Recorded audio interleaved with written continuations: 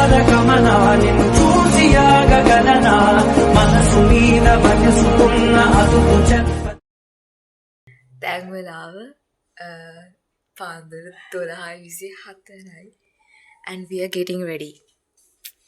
අපි යන්නේ. ඇත්තටම තාම හිතාගන්න බෑ මේ දවස ආවා කියලා. Keep watching. ඉතින් මේ පාන්දරම අපි යන්නේ මගේ ජැෆ්නා කතාවේ ආරම්භය පටන් ගන්න. ඉස්සෙල්ලාම මට යන්න තියෙන හොස්ටල් එකට. අපි පටන් ගත්ත ගමන් කැම්පස් එකට නෙවෙයි ගියේ, මුලින් හොස්ටල් එකට. ඉතින් මාව හොස්ටල් එකට ඇරලවන්න මගේ අම්මයි තාත්තයි නංගි මල්ලි චූටි ආච්චි චූටි සියමේ හැමෝම මාත් එක්ක ආවා. ඉතින් මුලින් එන්නේ නෑ කීක හිටපු නංගි මල්ලිත් යන්න කලින් දවසේ තීරණය කරලා එනවා කියලා අපිත් එක්ක මාව ජැෆ්නා ඇරලවන්න ආවා. මම මේ වීඩියෝ එක වොයිස් කරන වෙලාව වෙනකොට මම මේ හොස්ටල් එකට ඇවිල්ලා මෙහෙ දවස් 5කටත් වඩා වැඩියෙන් ඉඳලා තියෙන්නේ.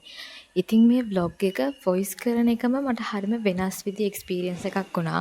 මේ හැම වීඩියෝ ක්ලිප් එකක් හොස්ටල් ජීවිතේ මාරම වෙනස්. ඉතින් මේ vlog එක වොයිස් කරන මම මේ වෙලාවේ හොස්ටල් එකේ උඩම තට්ටුවේ හුලං වැඩි මේක වොයිස් කරන මම මේ වෑන් එකේ පවුල කටියත් එක්ක තාම හොස්ටල් එකවත් දැකලවත් නැති මගේ අතීතයේ දිහා බලාගෙන ඉන්න එක ටිකක් අමුතු එක්ස්පීරියන්ස් එකක් විදිහට දැනෙන්නේ. හරියට ටයිම් කැප්සියුල් එකක් වගේ. රශිනික ඔයාගේ දුක කියන්න අපි යන්නේ කෑම හොයාගෙන. කන්න නෑ. සෝමාව පෙන්නන්න. මේ පැත්තේ මම කන්නේ ක්‍රීම් කටර් මේකේ තියෙන්නේ දෙකයි. මේ මිනිස්සු කඩවල් 6ට අරින්නෙත් නෑ. දැන් දුක දැනෙනවා. අපේ අක්කා කොහොම ජීවත් වෙයිද කියලා මට තේරෙන්නේ නෑ.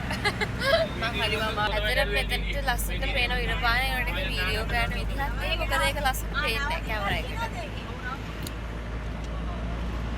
එකදී රේඩියෝ ඇරිනවා වගේ පොඩට. ලස්සනයි.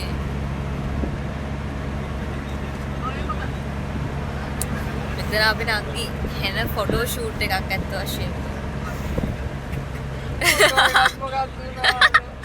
මගේ ආගේ ෆොටෝ එක කාවා සිනිය කරා කියලා කියන්නේ.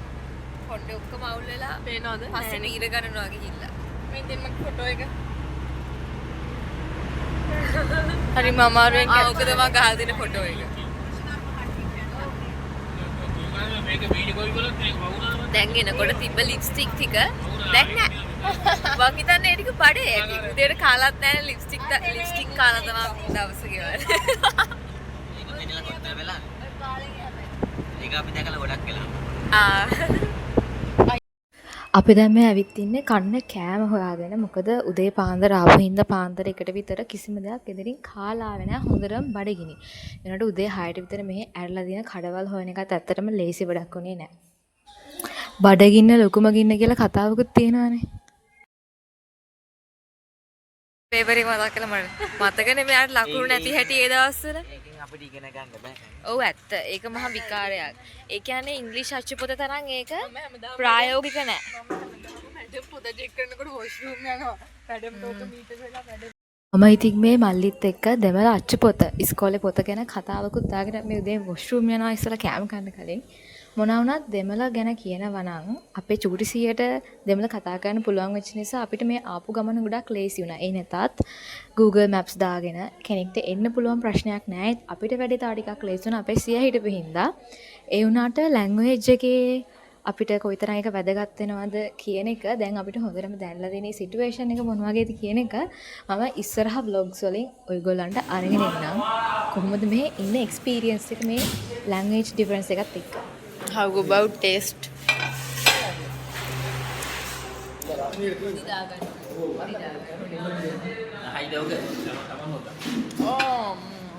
Samannya, madam.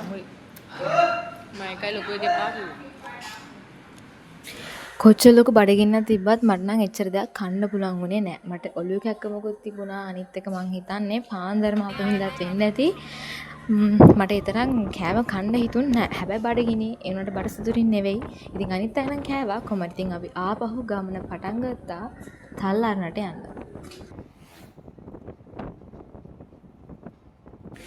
ඉතින් මේ ලස්සන සීනරි ගොඩකුත් පහු කරගෙන අපි යනකොට මැප් එකේ මම ෆෝන් එකේ බලද්දී අපි ලංකාවේ උඩම කොනේ අපිට අදාළ ඒ පුංචි නිල් පාට රවුම ටික ටික උඩට යනවා බලන් ඉනකොට ඒක හරි අමුතු හැඟීමක්.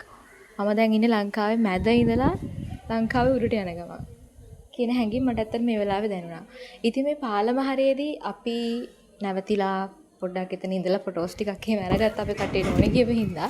ඒත් මට මේ පාලම මොකද්ද කියලාත් ඒකේ නමක් ගමක්වත් ඇත්තට මතක නැහැ. හැබැයි ඔයාලා දන්නවා නම් එතන මොකද්ද කියලා ප්ලීස් කමෙන්ට් එකක් දාගෙන අපි හොස්ටල් එකට ඇවිල්ලා ඉවර.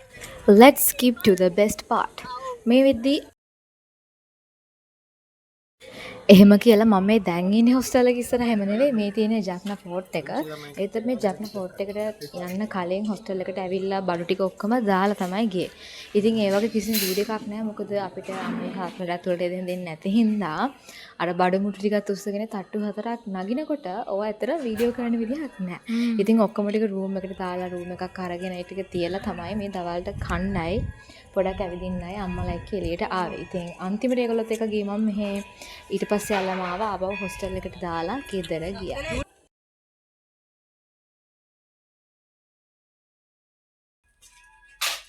බ්‍රෝ මූණ මොකෝ නිකන් දෙගෙඩියක් වගේ වෙලා රස් නේද?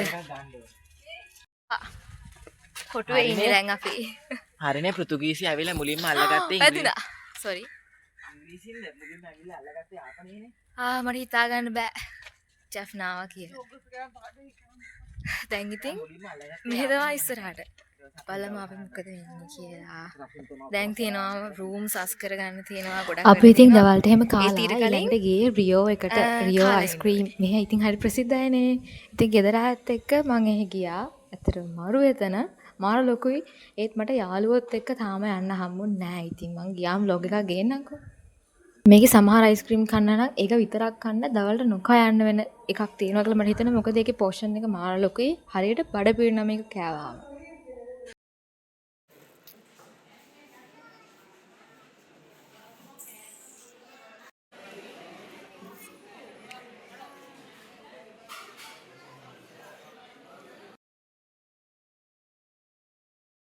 ඉතින් මම දැන් ආයෙත් ඉන්නේ හොස්ටල් රූම් එකේ. අම්මලා ඉතින් මාව හොස්ටල් එකේ ඇරලා ඒගොල්ලෝ ගියා ගෙදර.